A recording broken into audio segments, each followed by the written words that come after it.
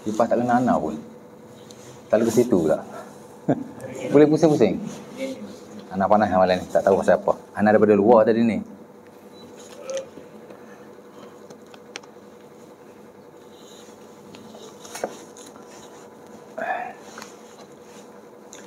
Assalamualaikum warahmatullahi wabarakatuh. Innal hamdalillah nahmaduhu wa nasta'inuhu wa nastaghfiruh. Wa na'udzu billahi min syururi anfusina wa min sayyiati a'malina may yahdihillahu fala mudilla lahu wa may yudlil fala hadiya lahu. Asyhadu an la ilaha illallah wahdahu la syarika lahu wa asyhadu anna Muhammadan 'abduhu wa rasuluh. Rabbana zidna ilma warzuqna fahma wa taqabbal minna innaka antas samiul alim. Walakal hamdu ya rabbal alamin. Syukur kepada Allah Subhanahu wa taala kerana pada malam ini dapat sama-sama kita berkumpul untuk kita mulakan pengajian kita kali pertama lah ya. Walaupun saya dah hadir pada bulan yang lepas, tapi banyak sembah kosong lah. Malam ni baru kita akan mulakan pengajian kita lah ya. Di mana semalam kot ya, semalam pengurusi minta dengan saya nak mengajar apa. Jadi saya tanyalah, dia kata nak ajar apa-apa yang hubung kait dengan sunnah lah ya. Jadi saya pilih dah buku ini. Saya dah hantar lah ya pada abang. Nama lupa. Saya pun dah kenal lama pun nama tak ingat lagi. Siapa? James. Oh, Jamal. Betul, Jamal. Lupa abang Jamal. Kawan lama ni. Saya dah mengajar Musa'adah tu dah 8 tahun dah kot. Saya mengajar lagi situ. Semalam hari Rabu saya mengajar situ lagi. Antara suara yang lama lah ya. Baik. Jadi saya dah hantarlah buku ni kepada beliau dan saya harap dikongsikan lah ya dalam WhatsApp. Dan biar ada dalam handphone masing-masing ya. Dalam handphone kita ni biar ada buku-buku yang baik ya, yang boleh kita baca anytime. Buku yang kita ada kat luar ni okey juga, tapi bukan kita boleh bawa ke sana kemari. Kan? Saya dulu tuan-tuan dah jadi rutin daripada zaman kecil, zaman sekolah menengah, zaman universiti, mana-mana saya pergi, saya takkan pergi melainkan saya bawa buku. Mesti ada buku. Dan kebiasaan saya suka bawa buku Riyadhus Shalihin Al-Imam An-Nawawi rahimahullah. Sebab tu bukan nak kata reti sangat kita tu, tapi kita kata dah lumak jugalah ya. Kan? Pasal duk baca di samping buku lain lah ya. Tapi sekarang pasal dah ada PDF, boleh download, ada dalam handphone. Jadi kat luar pun ada. Dan saya mengajar pun memang saya kebiasaannya saya akan ajar yang ada PDF ya. Kat tempat-tempat lain pun lah ya. Hatta kalau nota saya sendiri pun, biasa saya ajar fiqh ibadah dan fiqh muamalah, memang saya pakai nota saya sendiri dan ada PDF dan saya sharekan. Jadi mudahlah orang nak rujuk. Jadi hak ni pun samalah. Tapi ada PDF pun saya print juga hak mana saya mengajar tu. Bukan PDF saja. Kan mengajar ada handphone ni kecil, handphone dah lah kecil kan. Dulu pakai laptop, susah pakai laptop nak buka lah apa lah kan. Jadi print senang lah ya. Sampai ada dalam buku, ada yang printed ya. Baik, jadi saya pilih buku inilah ya. Di mana buku ni saya tak mengajar di mana-mana pun. Tapi saya sering baca jugalah ya.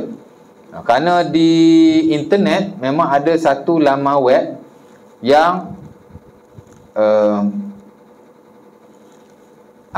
yang memuatkan buku-buku agama yang telah diterjemahkan ke dalam bahasa Indonesia. Ya. www.pdf.com. Penuh dalam tu. Banyaklah. Dan ada banyak tesis-tesis banyak dalam tu. Saya sejak daripada dulu kalau saya nak rujuk apa-apa bab dalam apa-apa ilmu, bukan agama saja. Saya nak baca pasal apa? Pasal ekonomi. Download je buku ekonomi. Ada bahasa Melayu, ada bahasa Inggeris bahkan. Saya nak baca tentang psikologi, download saja. Sosiologi, download saja. Ya. Saya nak belajar kamus bahasa Inggeris.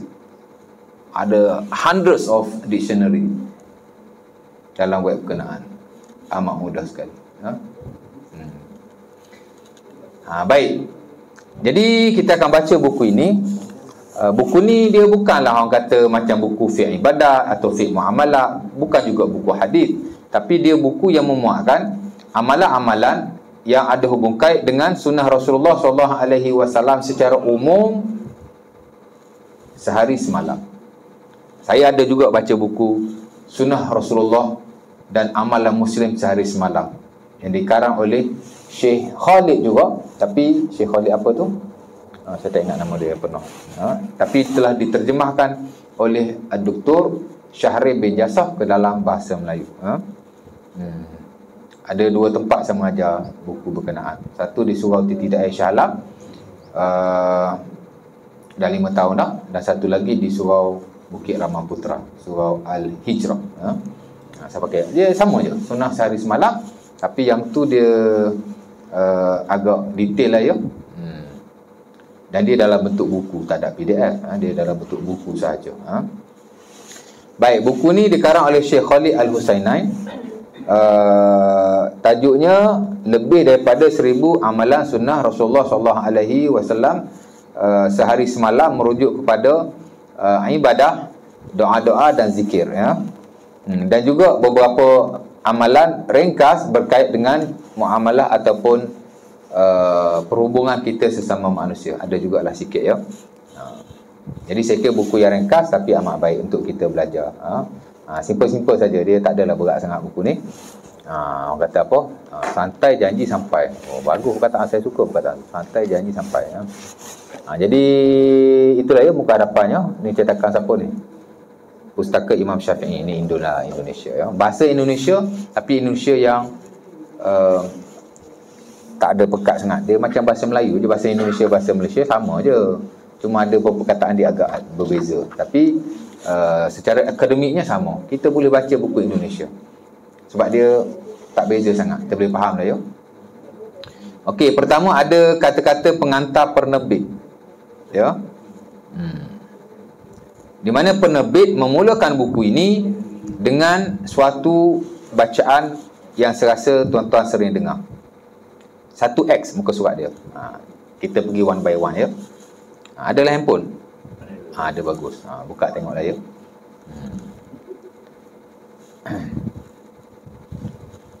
Innal hamdalillah nahmaduhu wa nasta'inuhu wa nastaghfiruhu wa na'udzu billahi min shururi anfusina wa min sayyiati a'malina may yahdihillahu fala mudhillalah wa may yudlil fala hadiyalah.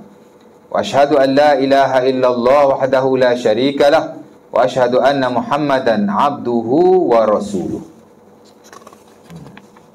Ada sambungan lagi di belakang. Pernah dengar? Have you heard that these words? Mak Salih kata kan. Dah pernah dengar perkataan ni? Of course lah, pasal Ustaz selalu baca. Saya takkan mengajar, melainkan saya akan baca mukaddimah ini. Kerana inilah mukaddimah yang terbaik sekali bila kita nak memulakan suatu ucapan. Dalam syarak ia dipanggil sebagai khutbatul hajah. Ya.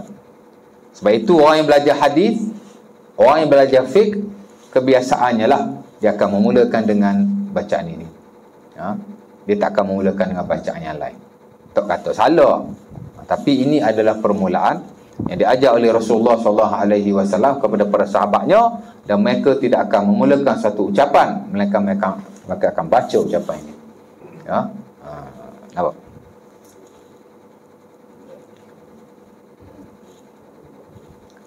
Dan sejarah ucapan ni tuan-tuan, dia mempunyai kisah yang amat menarik sekali. Ya. Ucapan ni sebenarnya diriwayatkan oleh Al-Imam Muslim rahimahullah daripada Ibnu Mas'ud. Ya. Dan ia diberi nama sebagai khutbatul hajah. Khutbatul hajah, khutbah hajat. Maksudnya kita nak mulakan satu ucapan, kita baca khutbah ini. Dan Nabi SAW pun masa bagi khutbah, ada riwayat Nabi juga memulakan dengan bacaan ini. Ya. Di sebalik Ucapan ini dia ada kisah yang amat baik sekali. Ya. Yang diriwayatkan dalam Sahih Muslim, dalam Musnad Ahmad pun ada. Ya. Dan mungkin ada lagi dalam buku-buku sunnah yang lain. Ya. Di mana ada seorang Tok Bomo yang berada di luar Mekah. Ya. Dia ni kira Tok Bomo hebat lah, ya. Bila dia dengar Rasulullah SAW, Nabi Muhammad gila, hilang akal, ya. Dia pun kata, tahu aku Muhammad ni orang cerdik, macam mana boleh jadi gila? Ya? Nabi Muhammad ni sebelum dia jadi Nabi, dia orang yang terhormat, kan? Dia orang yang cerdik, sehingga berlaku pertikaian di antara orang-orang Quraisy dan selain mereka pada waktu itu nak letak Hajarul Aswad di mana. Bala, aku nak letak, kau nak letak, kan? Akhirnya Nabi memperdamaikan mereka. Letak Hajarul Aswad di tengah-tengah, masing-masing pegang di hujung kain, bawa pergi letak. Okey. Adalah kisah itu. Jadi Nabi ni memang orang bijak lah, orang terhormat. Nabi SAW digelar sebagai Al-Amin. Di mana kalau orang nak letak barangan, wadi'ah ni simpanan, kan? Tuan-tuan pergi di bank, tuan-tuan buka akaun, ada 2 akaun. Kalau akaun simpanan lah, saving account. Satu dipanggil akaun simpanan konvensional, satu lagi dia panggil akaun simpanan syariah, nama dia wadi'ah. Tuan-tuan buka akaun mana? Konvensional lah Ustaz, ataupun syariah. Mana-mana lah Ustaz. Jangan mana-mana. Tuan-tuan buka akaun konvensional yang non-Islamik, tuan-tuan akan terlibat dengan riba. Hari-hari kita semayang, tapi hari-hari kita duduk dengan riba. Dosa mencuri, orang tahu dia mencuri, dan kita boleh rasa. Kalau kita curi, mungkin kita akan rasa tak sedap, rasa takut, kan? Dapat tangkap dia orang di mandi jenazah, nanya pula. Begitu dosa-dosa yang lain, kan? Kita mengumpat, lepas kita mengumpat rasa berdosa. Astagfirullahaladzim, ya Allah ampunkanlah orang yang aku umpat, ya Allah. Ya. Bila kita mengumpat seseorang, kita kena minta ampun dengan dia, kan? Tapi nak minta ampun dengan dia payah juga. Sebelum kita nak minta ampun dengan dia, minta Allah Ta'ala ampunkan dia dulu. Ada juga hadis tapi tidak sahih. Bila kita sebut satu yang tak baik pada seseorang, kita minta lah pada Allah supaya Allah Ta'ala mengampunkannya. Tapi tak lepas kena minta ampun dengan dia, kan? Kita kadang mengumpat suka juga. Saya pun sama je, kan? Ustaz ni bagus sangat, tak ada. Tapi lepas mengumpat rasa berdosa, ya Allah, dosa aku, kan? Sehingga bila kita semayang atau kita berdoa kepada Allah, kadang-kadang kita rasa tak perlu kita minta yang lain. Minta, ya Allah Ta'ala ampun dosa je. Ya Allah ampun dah dosa aku, kan?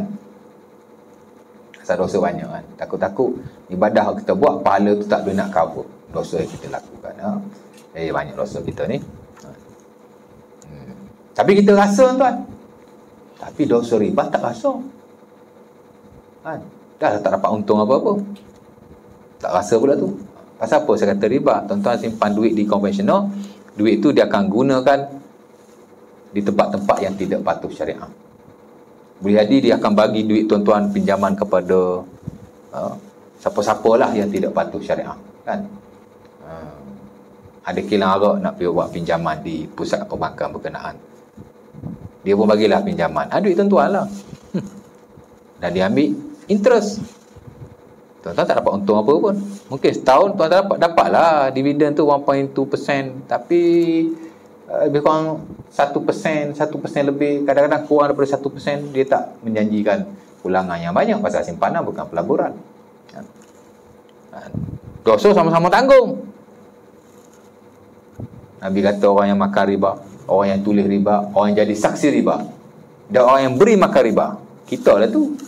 Kita tak makan riba, kita bagi orang makan riba dengan duit kita. Kulluhum sawa, sama saja Nabi kata. Hadis Abi Daud daripada Jabir radhiyallahu taala anhu.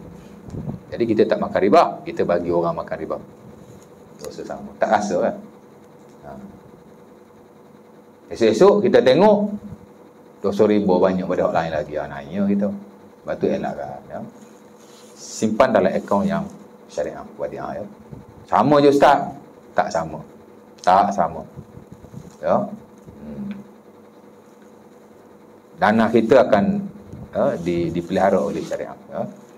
Dia tak akan bagi kepada benda-benda lain yang mengepek-epek, yang bercanggah dengan syarak. Ya.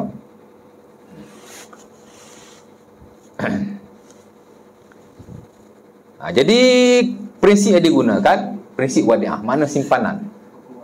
Nabi SAW dulu sebelum dia jadi Nabi, orang bagi dia jaga barang. Wadiah dia panggil. Lepas tu dalam muamalah ada babul wadiah. Muamalah klasik baik, muamalah semasa baik. Semua ada bab wadiah. Wadiah ni makna simpanan. Satu akad di mana kita menyerahkan harta kita kepada seseorang untuk dia jaga dalam satu-satu tempoh tertentu. Saya nak balik kampung, motor nak tinggal kat rumah takut hilang. Kan? Nak masuklah rumah tingkat 4 flat. Suruh kawan jaga. Itu disebut sebagai wadiah. Kan? Nabi macam tu lah. Bagi dia. Pasal orang kenal siapa Muhammad ni. Muhammad ni orang yang amanah. Ya? Sebab itu mereka panggil Nabi Al-Amin. Dan Nabi SAW bila nak berhijrah, Nabi serahkan simpanan-simpanan orang Quraisy kepada Ali bin Abi Talib. Seumpama diriwayatkan Sunan Abi Daud, Ali kata, Nabi SAW menyerahkan simpanan kepadaku sehingga aku menyerahkan simpanan-simpanan itu kepada tuan-tuannya. Dan bila habis simpanan itu diserahkan kepada pemilik-pemiliknya, aku pun turut berhijrah ke Madinah untuk berjumpa dengan Rasulullah SAW. Mana Nabi macam tu, ya. Jadi Nabi orang hebat lah. Sebab tu Tok Umar ni kata, Muhammad ni setahu aku manusia yang bagus. Macam mana boleh dia gila? Nabi tak gila. Orang cakap dia gila. Kan? Orang kata dia sesat.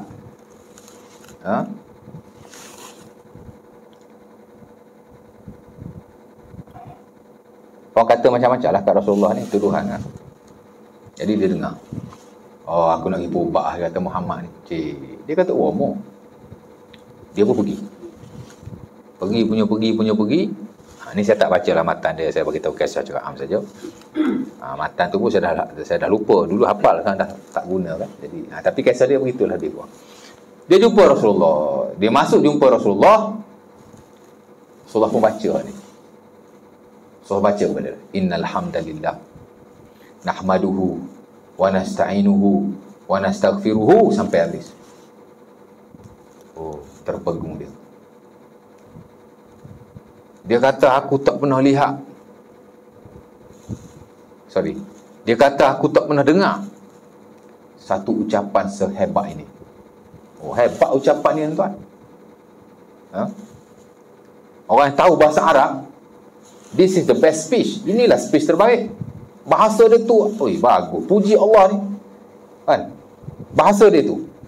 Isi kandungan dia, of course lah, ada puji Allah, ada minta ampun. Tapi susunan atur satu persatu, hebat.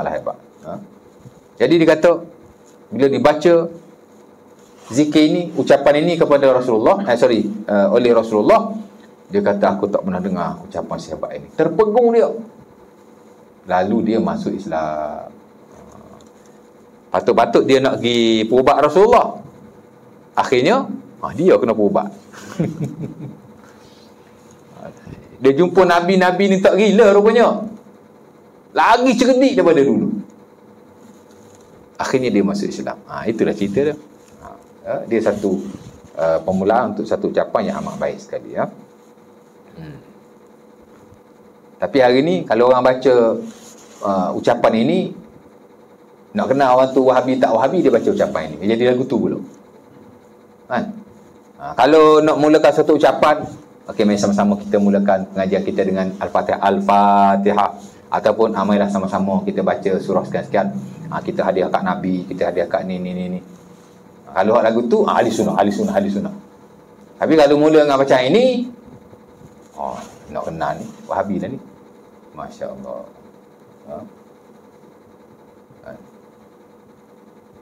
Boleh juga buka hak tu pun. Tapi this is the best. Ucapan Rasulullah sallallahu alaihi wasallam yang diajar kepada para sahabat. Dan sahabat serta salafus soleh memang memuda ucapan dengan kalam ini, ya. Kita baca juga ni, tapi ketika pernikahan. Sebenarnya dia bukan hanya untuk pernikahan. All the time. Ya. Saya, sahabat-sahabat saya yang mengajar, dan banyak tokoh-tokoh yang baca mukadimah ini. Dr. Zulkifli Al-Bakri, Dr. Mazhar of course lah, Dr. Rozaimi of course, dia mesti baca mukadimah ini, ya. Kerana dalam syarak inilah mukadimah yang terbaik sekali, ya. Pertama, memuji Allah. Innal hamdalillah nahmaduhu wa nasta'inuhu wa nastaghfiruhu. Oh, comel ayat dia. Nahmaduhu, nasta'inuhu, nastaghfiruhu. Ya. Kalam-kalam kenabian. Quran baik, hadis Nabi baik. Dia panggil the speech of the prophecy. Dia mempunyai nilai bukan sahaja kebahasaan yang tinggi, tapi keagamaan yang amat baik sekali. Di mana dalam dia mesti ada ciri-ciri mengagungkan Allah. Confirm. Kerana Allah Subhanahu Wa Taala bukan sahaja suka namanya disebut, tapi Allah Taala lebih-lebih suka jika dia diagung-agungkan, dipuji-pujikan, disuci-sucikan, dibesar-besarkan. Ya. Sebab itu kesemua zikir-zikir syarak mempunyai nilai dan maksud ini. Semua ada. Kan? Kita nak semayang, Allah aja. Allah. Pernah tuan-tuan semayang macam tu? Ataupun siapa-siapa saja? Pernah? Tak pernah kan? Allahu Akbar. Allah Maha Besar. Membesarkan Allah Subhanahu Wa Taala. Ya. Kan? Rokok pun sama, sujud pun sama. Semua nilai-nilai yang ada, semua mengagungkan dan membesarkan Allah. Ya. Semakin kita mengagungkan Allah, semakin baik. Semakin kita membesarkan Allah, semakin disukai olehnya. Semakin kita mensucikannya. Ya. Sebab itu Nabi SAW ajar zikirlah secara khususnya. Ya. Ada yang pendek, ada yang pertengahan panjang, ada yang panjang, tapi kesemuanya mengagungkan dan memuji Allah Subhanahu Wa Taala, ya. Nabi bangun tengah malam, Nabi puji Allah. Tapi zikir qiyamul lail agak panjang berbanding zikir-zikir yang lain. Kerana malam adalah waktu munajat. Nanti adalah dalam buku ini, ya. Adapun dalam waktu-waktu yang lain, zikir-zikirnya amat simple. Tapi kalau tengah malam dia agak panjang lah, ya. Baik, balik pada yang tadi, ya. Begitulah keadaannya. Sebab itu kita lihat bila tuan-tuan belajar akidah, ya, dalam hari kiamat ada satu bab yang kita panggil sebagai babus syafa'ah. Bab syafaat. Dia panggil the chapter of the prophet's favor. Bab di mana Rasulullah SAW membantu umatnya. Babus syafa'ah. Bab syafaat. Syafaat ni makna bantu, makna tolong. Ya. Macam mana Rasulullah membantu dan beri syafaat kepada umatnya? Bagi syafaat itu je. Ya.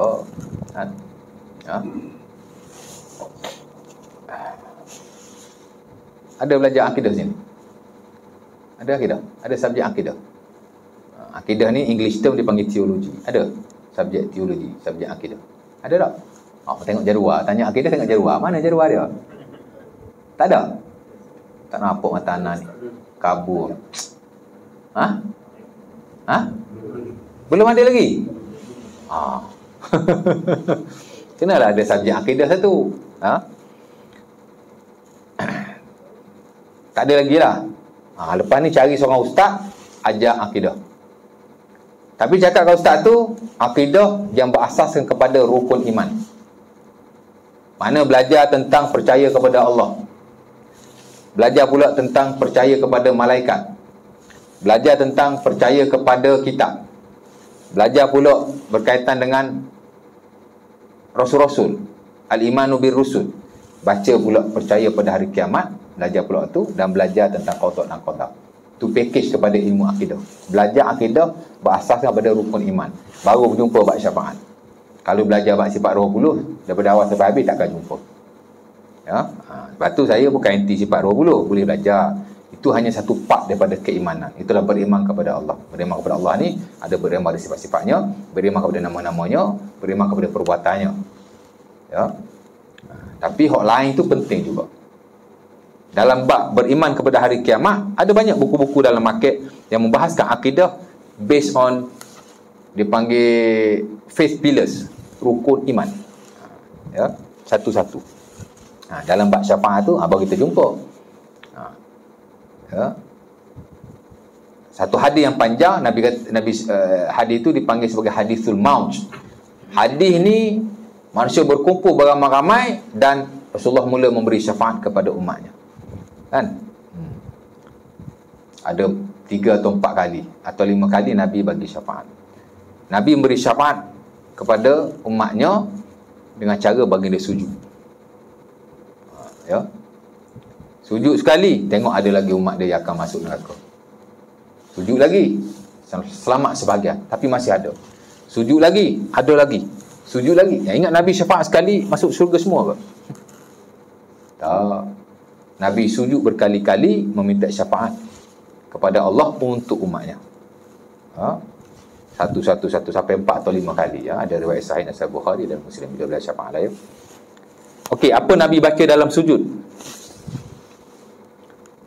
Nabi baca suatu bacaan memuji Allah. Nabi kata ahmiduhu bimahamid. Aku memuji Allah ketika sujud itu dengan kepujian la yahmiduhul awwalun walal akhirun, yang tak pernah dipuji oleh orang terdahulu dan orang terkemudian. Wala yahdurunil yaum, aku pun tak tahu lagi apakah lafaz yang aku guna memuji Allah Ta'ala itu. Tapi kita tahu, Nabi cerita, itulah pujian yang paling agung sekali, tak pernah dipuji oleh sesiapa dan mana-mana makhluk. Tak pernah dipuji oleh orang terdahulu, tak pernah dipuji oleh orang terkemudian, tak pernah dipuji oleh malaikat, tak pernah dipuji oleh jin, dan tak pernah dipuji oleh manusia pun. Nabi pun tak ada apa puji. Nabi seorang je. Allah Ta'ala memberi kemuliaan kepada Rasulullah untuk memujinya dengan pujian yang tak pernah dipuji oleh sesiapa. Hebat puji Allah, tuan-tuan. Kan? Sebab itu ada hadis Nabi. Nabi kata afdalud doa alhamdulillah. Seafdal doa ialah sekadar kamu ucap alhamdulillah. Hadis Jabir dalam Sunan At-Tirmizi dengan sanad yang hasan. Hadis sahih lah tu. Kan? Sebab tu kata ulama kita, umpama Al-Imam Ibn Taymiyah rahimahullah, boleh sebut Ibn Taymiyah? Biasa tuan-tuan tak tahu, tak berapa ni sangat kan. Tapi ada seorang orang dia anti Ibn Taymiyah ni, boleh sebut Ibn Taymiyah? Tak boleh. He one of the scholars. Saya tak ada masalah langsung dengan beliau, sebab kami di universiti, dia salah seorang ulama juga, tak ada isu. Tapi macam tadilah, bila sebut Ibn Taymiyah, nak macam Ustaz Wahabi ni sebut Ibn Taymiyah, Wahabi lah tu. How narrow your mind, saya kata, betapa sempitnya fikiran kamu. Tak ada masalah sama sekali. Ya. Adalah pendapat beliau yang kita tak sealiran, tapi tidaklah. Dia kata zahir hadis ni ialah bila kita kata alhamdulillah, sudah cukup untuk dia menjadi doa dan seumpama yang disebut oleh Rasulullah. Nabi kata sa'afdal doa ialah alhamdulillah. Maksudnya jika kita ada satu keperluan kepada Allah, kita kata alhamdulillah, alhamdulillah, alhamdulillah sebagai satu doa. Zikir itu bukan hanya puji Allah, tapi dia boleh berfungsi sebagai doa. Kalau ikut zahir hadis ni, maka dia kata sudah memadai. Malah itulah sa'afdal doa. Dia bergantung kepada literal meaning of the text. Mana zahir teks itulah ya. Walaupun sebagai ulama yang kata bukan doa, maknanya kita memulai permintaan kita dengan bacaan alhamdulillah. Sebab ada hadis yang lain, Nabi kata bila kamu nak doa, kamu kena puji Allah, kamu kena selawat pada Nabi. Hadis Fudalah bin Ubaid dan Sunan Abi Daud. Boleh juga kita nak puji, kita nak minta doa kepada Allah, puji Allah Ta'ala dulu, ataupun boleh juga kita sekadar berkata alhamdulillah. Kita sebut alhamdulillah, hati kita minta dengan Allah, ya Allah, sekian. Boleh juga diamalkan. Nak cerita begitulah ya. Puji Allah, mensucikannya. Ya. Sebab tu kalau berzikir jangan sekadar Allah, Allah, Allah, Allah. Sebut nama Allah begitu. Walaupun ulama khilaf. Ada yang kata harus, ada yang kata tidak harus. Tak ada puji Allah, tak ada mensucikan Allah. Ya. Lebih teruk lagi, dia kata itulah zikir yang terabdur sekali. Lepas tu dia potong sana, potong sini, kan? Dia potong lam tengah-tengah, dia jadi hu pula. Dia potong jadi pula. Sekarang ni ada zikir pula. Macam-macam zikir. Kita belajar kitab zikir Manawi tak ada pun, kan? Tapi dia pun ada dalil juga, daripada Quran dia ambil sana ambil sini, ya. Orang sesat ataupun aliran yang menyeleweng semua ada dalil. Ada dalil tak sebenarnya betul, ya. Kena tengok praktikal Rasulullah lah macam mana. Itu saja. Baik, jadi puji Allah all the time. Apa-apa puji Allah, kan? Sebab tu kalau kita lihat kesemua zikir Rasulullah dipenuhi dengan puji-pujian kepada Allah.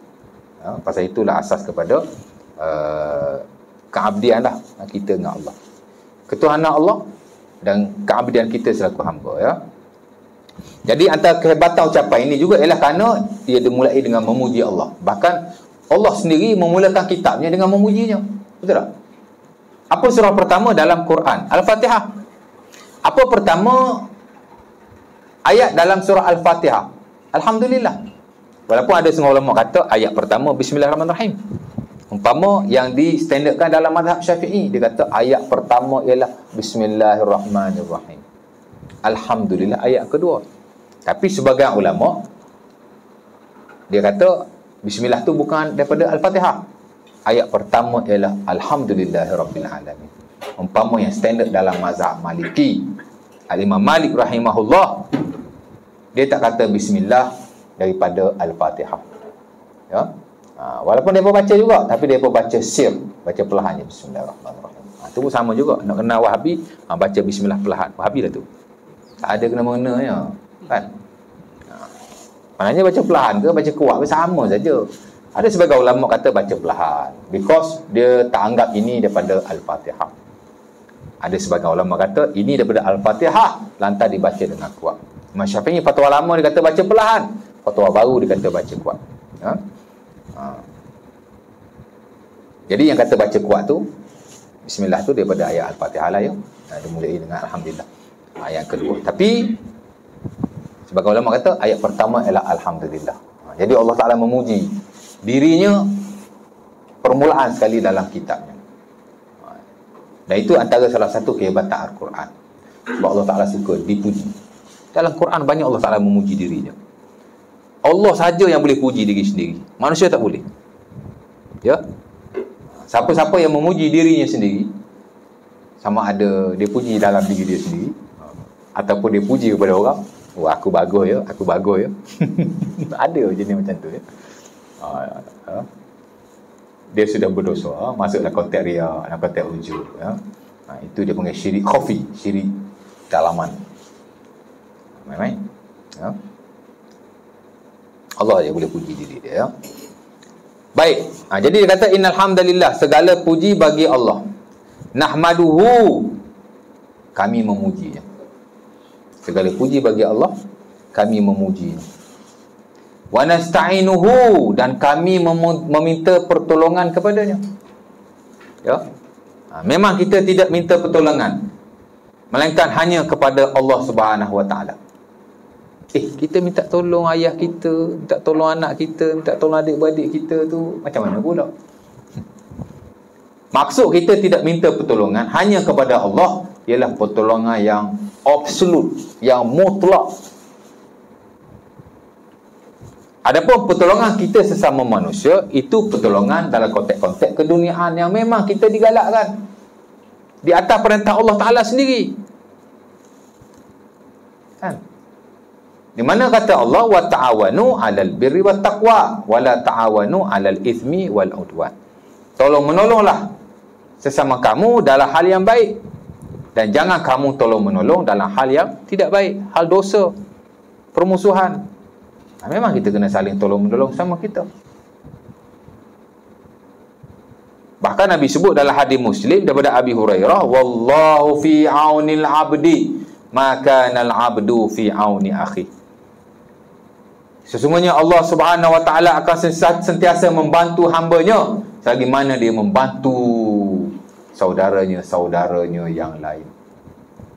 Lepas tu kita kena tolong menolong sesama kita. Ya, cakap yang kita mampulah, ya. Sebab Islam ni dia agama sosial, dia agama bercampur, ya. Semakin kita bercampur semakin bagus. Itu Nabi pergi gua tu, itu zaman sebelum Nabi jadi Nabi, Gua Hira. Bila Nabi dah jadi Nabi, Nabi tak pergi lagi ke gua-gua untuk bersendirian. Malah ada sahabat yang minta dengan Nabi nak pergi di satu gua bersendirian beribadah kepada Allah. Nabi kata, la, tak ada, tak boleh.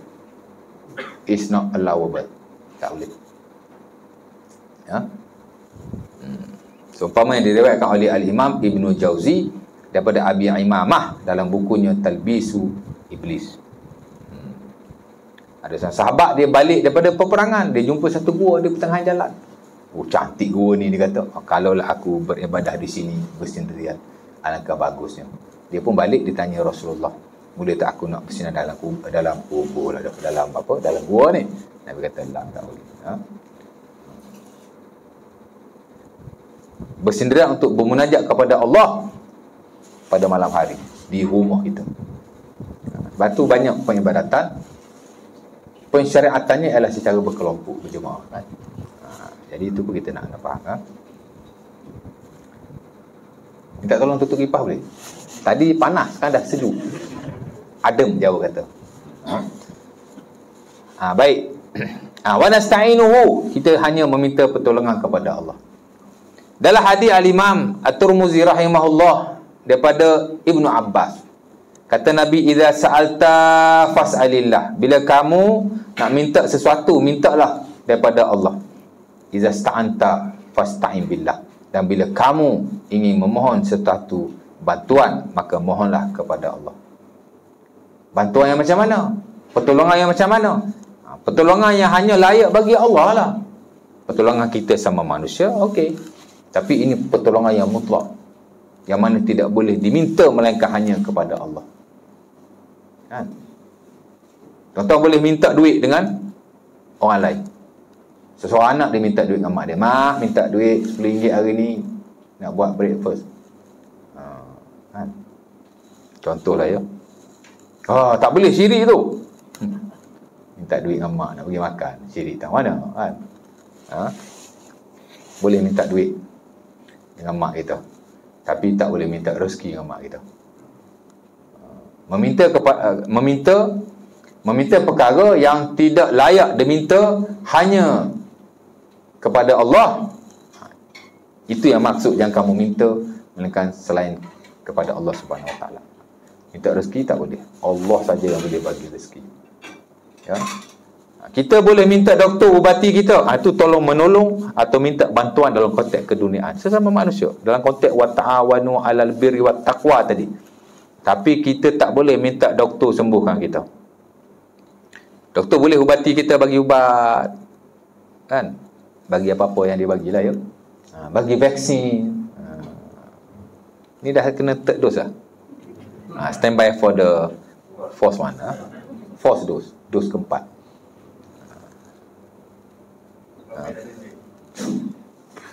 Saya kena dos ketiga tumbang. Aduh. Jadi kita bolehlah minta doktor ubati kita, rawat kita, kerana itu termasuk dalam konteks wa ta'awanu 'alal birri wat taqwa. Tapi boleh nak minta doktor sembuhkan kita? Tak boleh, sebab memberi kesembuhan hanya Allah Subhanahu Wa Taala. Doktor sembuhkanlah saya. Doktor pun tak boleh sembuhkan diri dia sendiri. Dia pun sakit, awak ingat? Awak ingat pula. Tuan-tuan ingat semua doktor tu sihat ke? Tak. Kan?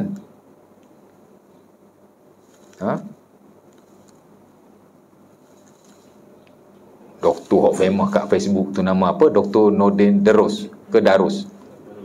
Darus ke Darus? Nordin Darus kan? Tuan-tuan follow juga dia.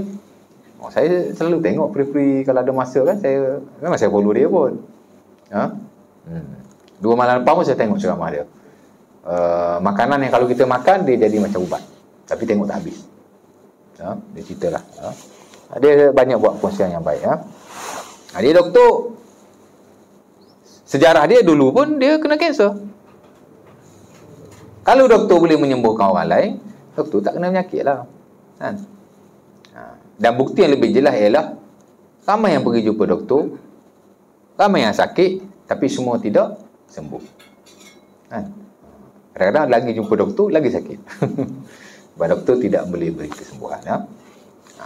Jadi kita kena beza antara minta tolong yang dibenarkan dalam syarak, seumpama yang diperintahkan dan disuruh oleh Allah dalam Quran, yang disebut oleh Nabi, wallahu fi aunil abdi maka al abdu fi auni akhi. Kita disuruh bantu sama kita, tolong-menolong sama kita dengan pertolongan yang pertolongan yang tidak boleh dipanjatkan dan diminta melainkan hanya kepada Allah.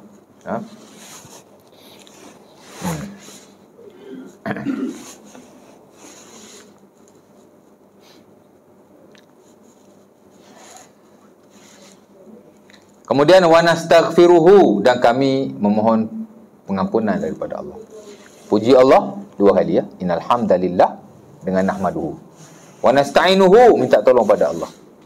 Memang kita hanya meminta pertolongan kepada Allah. Dalam kehidupan kita ni kita kena banyak minta tolong dengan Allah. Ya. Walaupun manusia kadang-kadang boleh tolong kita, tapi hakikatnya Allah yang membantu kita. Ya. Bukan manusia itu. Jadi apa-apa minta dengan Allah dulu. Ya. Dan jangan putus harapan lah. Saya sakit ustaz. Macam-macam saya buat. Bubat-bubat dah. Doa all the times. Tapi tak sihat-sihat juga. Ni boleh mari surau ke sihat lah ni. Kan? Jangan putus harapan. Ya. Sentiasa berdoa. Kerana ia adalah ibadah. Dan Allah Ta'ala takkan mengecewakan kita. Cuma belum masanya.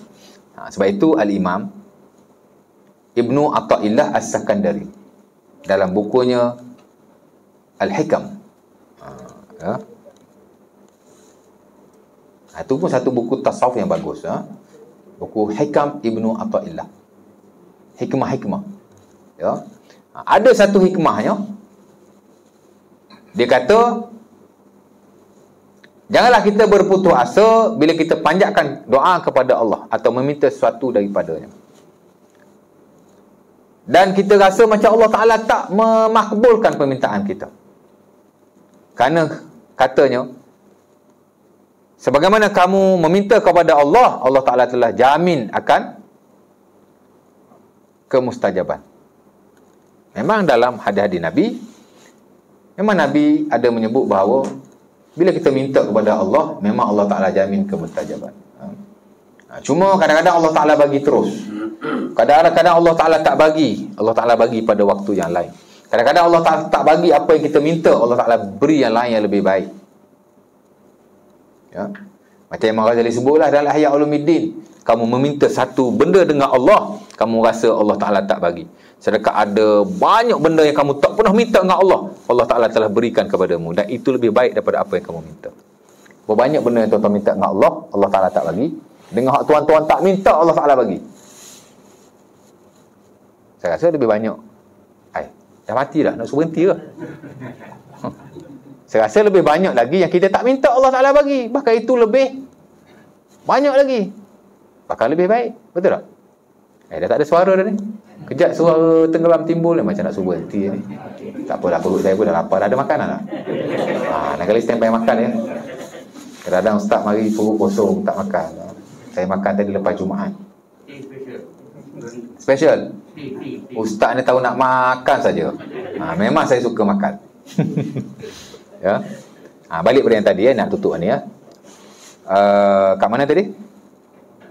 Jadi kata beliau, sesungguhnya Allah Ta'ala berikan kepada kamu apa yang dia pilih untukmu, bukan yang kamu pilih untuk dirimu sendiri. Sebab kadang-kadang apa yang kita pilih untuk diri kita tu belum tentu bagus. Kan? Allah Ta'ala beri apa yang Allah Ta'ala pilih untuk kita. Ya. Dan Allah Ta'ala juga beri pada waktu yang dia nak, bukan pada waktu yang kamu nak. Boleh jadi kamu minta sekarang, kamu nak sekarang lah benda tu, tapi Allah Ta'ala beri pada waktu yang lain. Kerana Allah Ta'ala tahu bila masa waktu yang sesuai untuk diberikan suatu permintaan hamba. Jadi kita kena luas fikiran kita dalam hal ni. Jangan sekali-kali putus asa dengan Allah. Sebab itu antara kata-kata Nabi yang terakhir, seumpama kata Jabir, riwayat beliau dalam Sunan Abi Dawud, tak silap saya, Sunan Abi Dawud atau Sahih Bukhari, macam itulah ya, nanti kita tengok balik. Di mana katanya antara pesanan Rasulullah SAW yang terakhir ialah la yamutanna ahadukum illa wa huwa yuhsinu dhanna billah. Jangan kamu mati, jangan sekali-kali kamu mati, jangan sekali-kali kamu mati melainkan kamu baik sangka dengan Allah. Husnuzan billah. Baik sangka dengan Allah ni tak banyak diajar, didedahkan, hatta dikongsikan. Hatta dalam ilmu tasawuf dia tak fokus yang itu. Sedangkan baik sangka dengan Allah ialah antara pesanan Nabi yang terakhir. Jangan kamu mati, Nabi kata, melainkan kamu baik sangka dengan Allah. Yang saya sebut tadi, jangan putus asa dalam doa, itu termasuk dalam jangan baik sangka pada Allah lah. Jangan kita berputus asa. Bila kita putus asa, kita dah buruk sangka pada Allah tu. Jangan ingat kita hanya disuruh baik sangka dengan manusia, baik sangka dengan Allah. Ya. Awak.